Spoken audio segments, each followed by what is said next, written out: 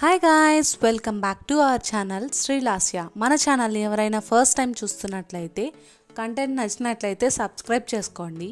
ఈరోజు వీడియో వచ్చేసి రవ్వ లడ్డు. రవ్వ లడ్డు అంటే ఎవరికి ఇష్టం ఉండదు చెప్పండి. ఎలా చేసుకోవాలో ప్రాసెస్ చూద్దాం రండి. ఫస్ట్ అయితే బొంబాయి రవ్వని బాగా వేయించుకోవాలి. లో ఫ్లేమ్లోనే వేయించుకోవాలండి.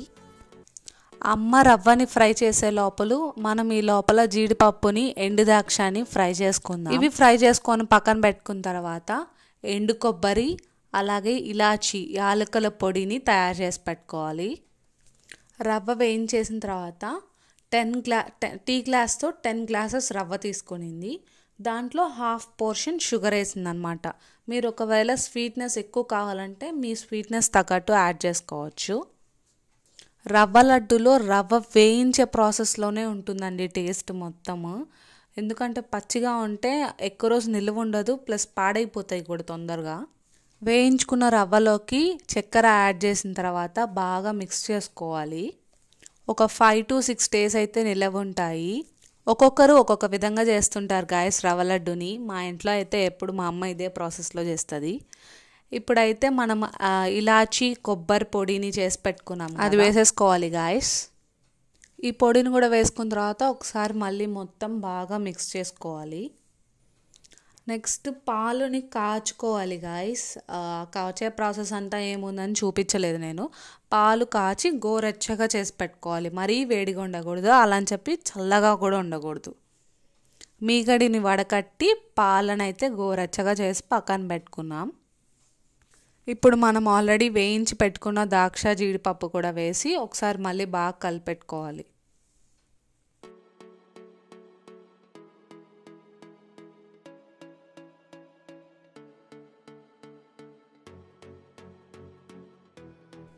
ఇప్పుడైతే మనం కాచి గోరెచ్చగా ఉంచుకున్న పాలని కొంచెం కొంచెంగా పోసుకుంటూ ఉండలు కట్టుకోవాలి.